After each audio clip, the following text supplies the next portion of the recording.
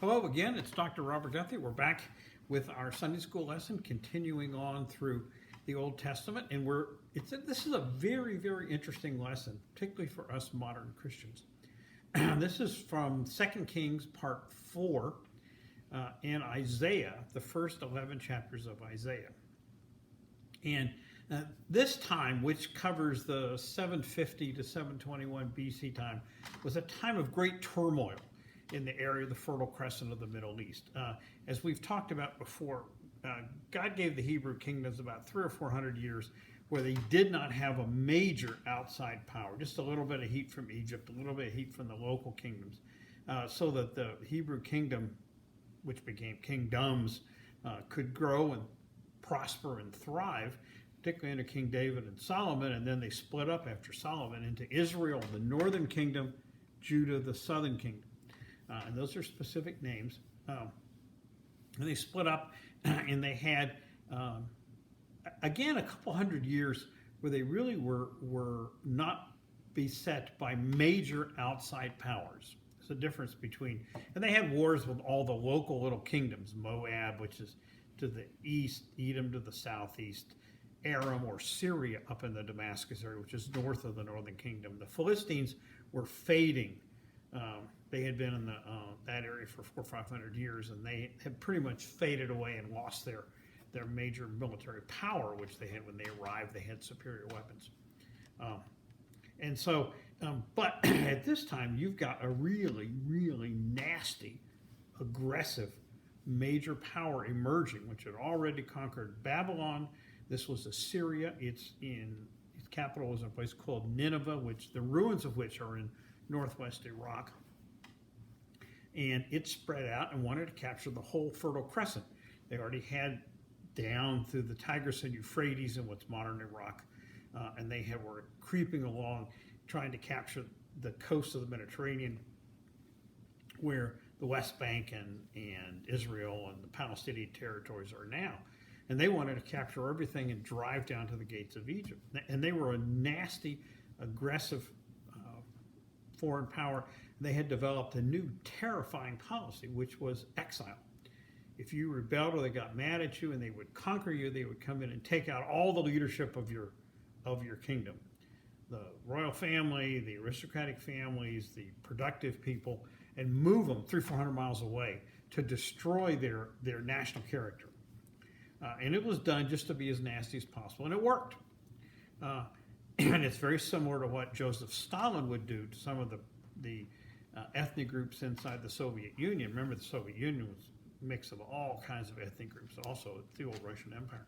And he did that to punish certain of them, and it really does punish you to be moved from your homeland, have your people torn apart and all that. So this was really very terrifying, and it's produced a lot of great angst on the part of the Hebrew kingdoms. Remember, there's two now.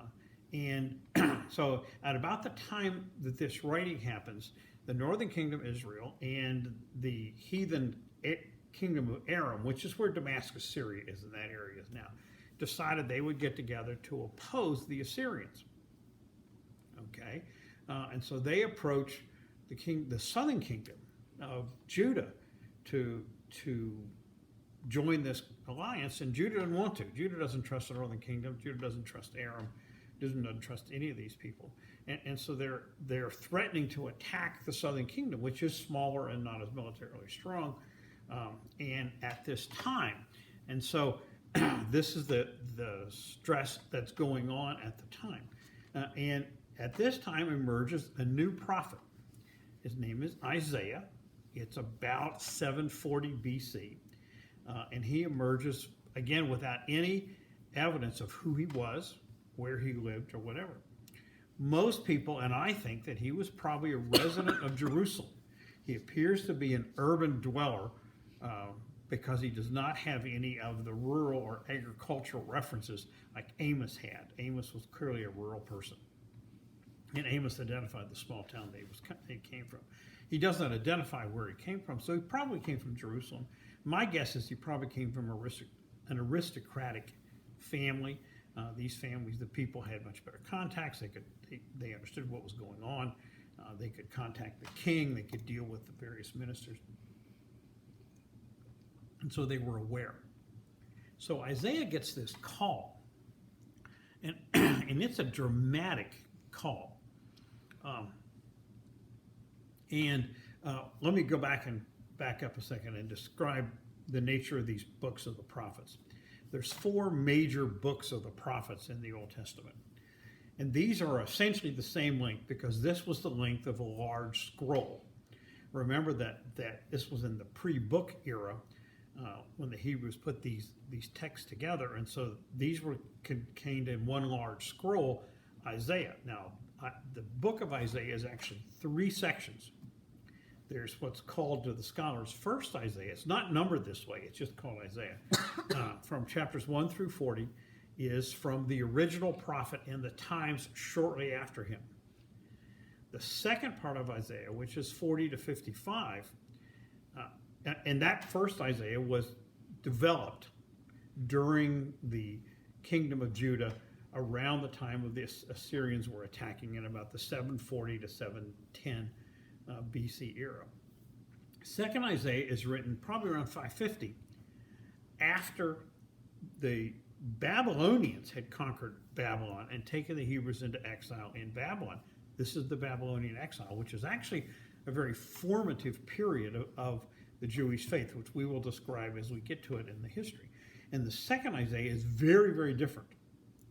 And it really describes the development of the understanding of what the Messiah was going to be. The Messiah concept hadn't even emerged yet. And that's when they were in the exile. The third part of Isaiah, 55 to 65, is written after they have returned from Babylon back to Jerusalem, and Jerusalem is a mess and they're trying to rebuild it. You can tell this from the descriptions there of what the era is. So this is the first part of Isaiah. It is also chopped up in various sections, and the first 11 chapters is what we're focusing on now. And there are other areas that are added later, and this was all compiled. So Isaiah comes out, and he has this very interesting call, and it's the first time we get this kind of a description of a heavenly court as part of a divine call. And it's in the 6th chapter, and he talks about seeing a vision of God on his throne. And he's served by the seraphim. The seraphim are these small cherub type things. They have 6 wings, 2 to cover their face, 2 to cover their feet, and 2 to fly with. And they're part of the servants of the holy court. They're not animalistic, and they're not divinities in themselves like the Greco-Roman and other ancient gods had a god for the sun and the moon and the storms and the sea and the this and the that. And they're not that. They are servants of the one God.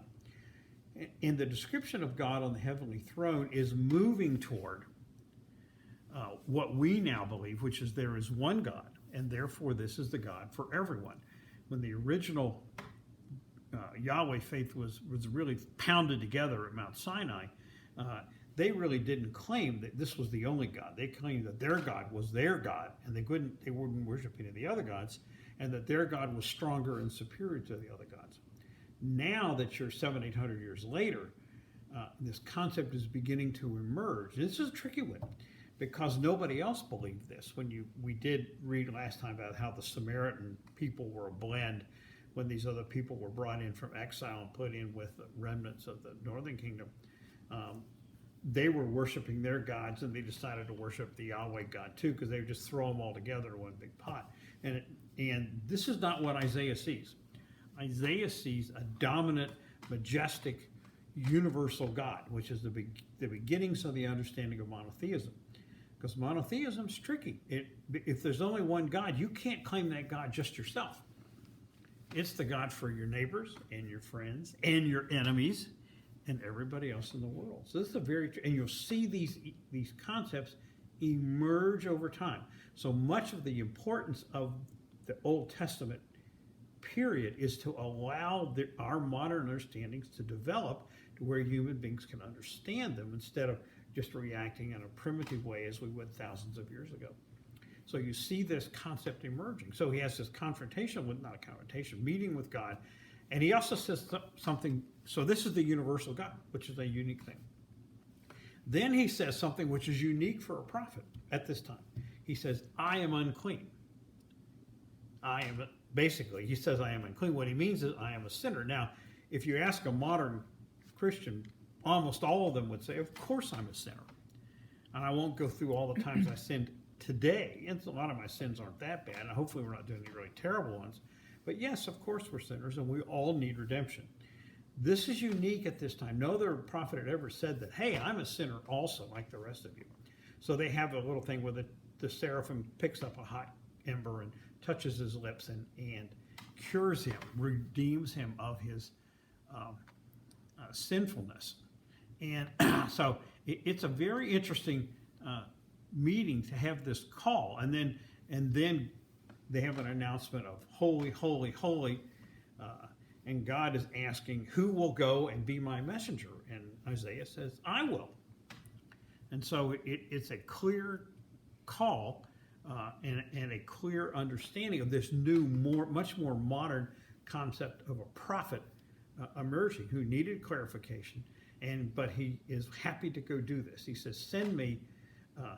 And then if you flip back, because the book is not organized chronologically, these are all put together many years afterwards. And then it goes back to his beginning and his comments about the southern kingdom. This is Judah, the southern kingdom.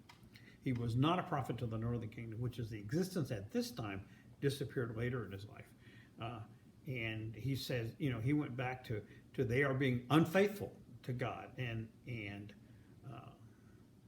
hypocritical and sinful, and they need to restore their faithfulness to God because they have all the human weaknesses we all do, and there's been a lot of corruption of people just ignoring their religious obligations or throwing in worship of God and the worship of Baal and the fertility gods. We'll just throw them all in one big mishmash and worship them all and cover ourselves that way.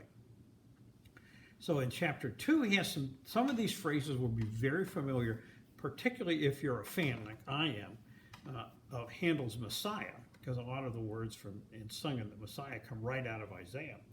I don't like much classical music, but I love the Messiah. And the kids had to put up with me for a few years. They were young.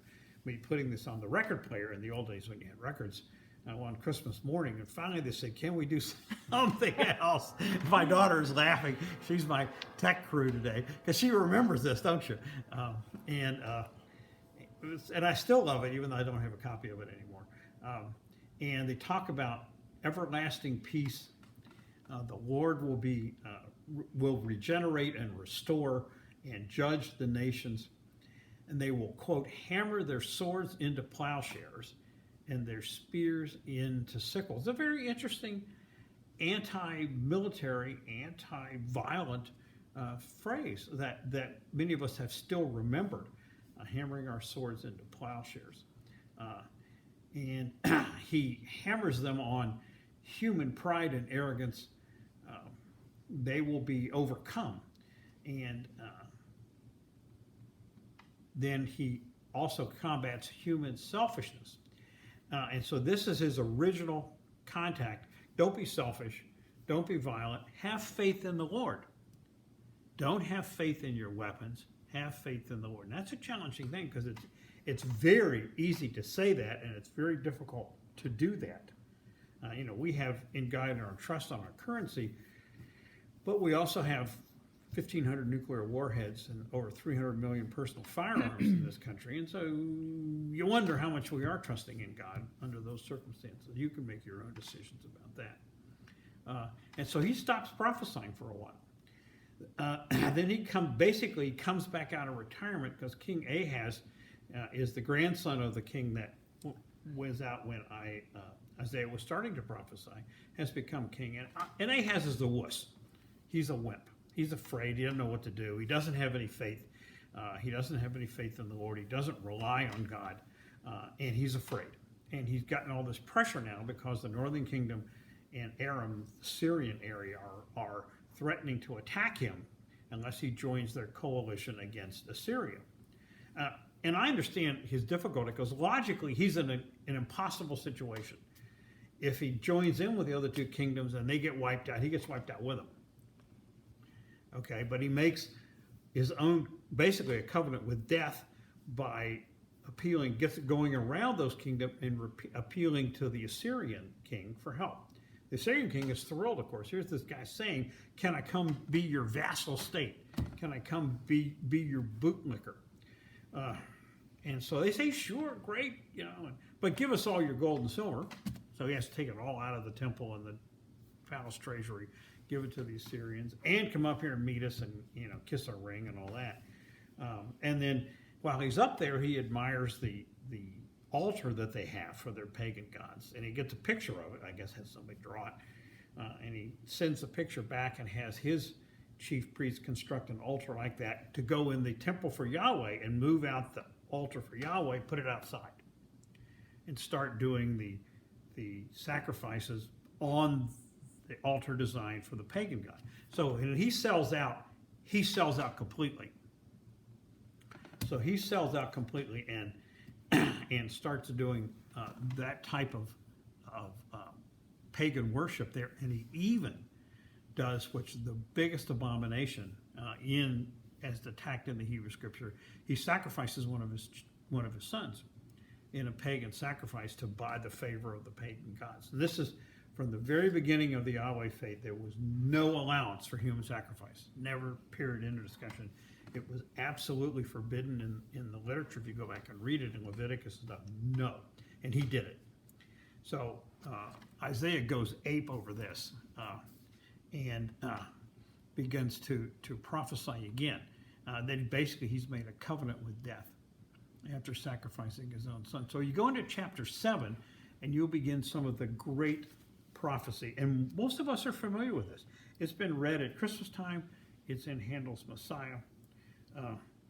And the Lord will give you a sign in any case. In this, a young woman is with child and will give birth to a son.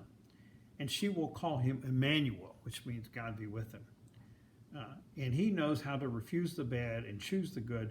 Before the child knows how to refuse the bad and choose the good, the lands of the two kings are frightening you will be deserted. So here's a prediction which looks like, in the local context, a prediction of the emergence of a good king. Hezekiah came after Ahaz and was a very good king.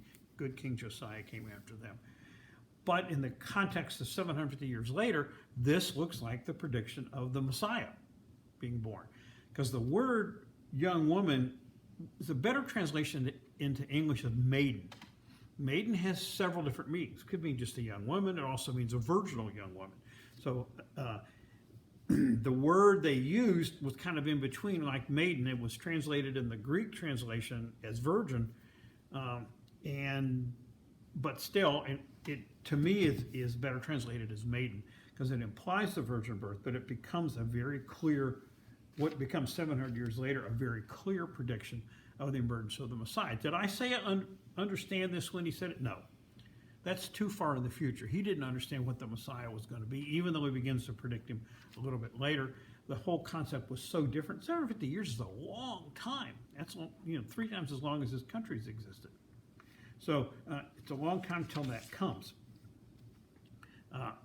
And so God be with you. Emmanuel is his name.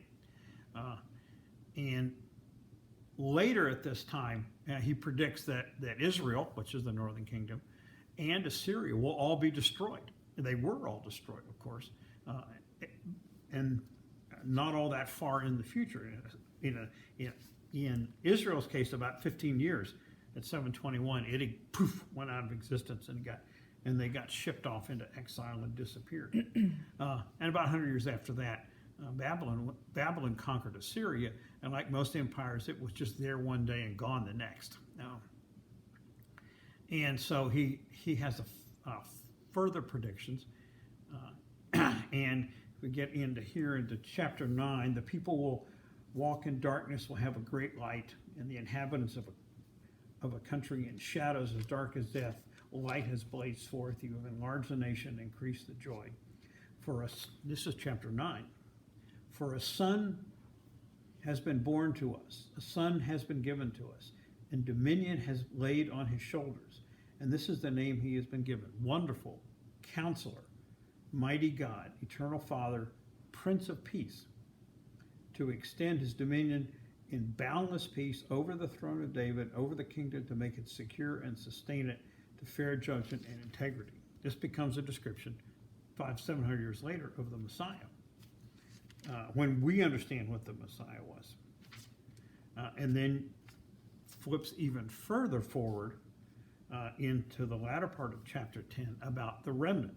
And this is important because he doesn't realize what he's predicting here. That's the thing you got to understand about these Isaiah predictions. These are divine messages that he understands in a little bit, and we understand a lot more because we can interpret them looking back. And he couldn't look 700 years forward. We have no idea what 700 years in the future from now is going to be. I mean, absolutely no idea. And the little remnant, when that day comes, the remnant of Israel and the survivors of the house of Jacob will stop relying on the man who strikes them and will rely truly on Yahweh, the Holy One of Israel. A remnant will return. The remnant of Jacob to the mighty God. Israel, though your people are like the sands of the sea, only a remnant of them will return. So there's only a remnant, and a remnant comes back from the Babylonian exile. Not all of them. Some of them stayed there for a long time. Then you go to chapter 11. This is very important. A shoot will spring forth from the stock of Jesse. Jesse, of course, was the father of David. A new shoot will grow from his roots. On him will rest the Spirit of the Lord, the Spirit of wisdom and insight, the Spirit of counsel and power, the Spirit of knowledge and fear of the Lord. The inspiration will lie in fearing the Lord. The judgment will not be by appearances. The verdict will not be on hearsay. He will judge the weak with integrity and give fair sentence to the humblest of the land. He will strike the country with the rod of his mouth, and with the breath of his lips bring death to the wicked. Uprightness will be the belt around his waist, and constancy will be the belt of his hips. The wolf will lie down with the lamb, the panther lie down with the kid, calf lion and fat stock beast together with a little boy to lead them. The cow and the bear will graze their young and lie down together. The lion will eat hay like the ox. The infant will play over the den of the adder, the snake. The baby will put his hand into the viper's lair. No hurt, no harm will be done on my holy mountain, for the country will be full of the knowledge of the Lord, and the waters cover the sea. So when you step back and you read this is from 720 BC. And what this does is describe the early understanding that you're going to go out to exile, a remnant of true believers will come back. And the point that we'll emphasize when we get back to the restoration in Ezra and Nehemiah is when they go out to Babylon and come back, the 700-year war with the Baals is over. God has won. Because when they come back, they have abandoned any interest in the fertility cults at all. And that's even been confirmed archaeologically. And up until this time, they would find in the Israeli houses small icons, statues of idols in the personal gods in the houses, even though this was forbidden. When they dig up the houses of the settlers who came back after the exile, don't find it. So the Babylonian exile purges the Baal faith out, gets rid of the fertility cults, and makes them a pure monotheistic, Yahweh is the Lord faith. And so it really does work, but it's extremely predicted here. And when we get later into 2nd Isaiah, then you'll see the suffering servant songs will explain that this Messiah, this root of Jesse, is not going to be a warrior king to triumph on everybody. It's going to take our sins upon him and suffer for us and redeem us that way. So hope you didn't mind my enthusiasm for this, but I love it, and it's a pleasure to do this, and that's why I do this lesson. Hopefully you all will get the pleasure from it also. That's the first 11 chapters of Isaiah. This is Dr. Guthrie.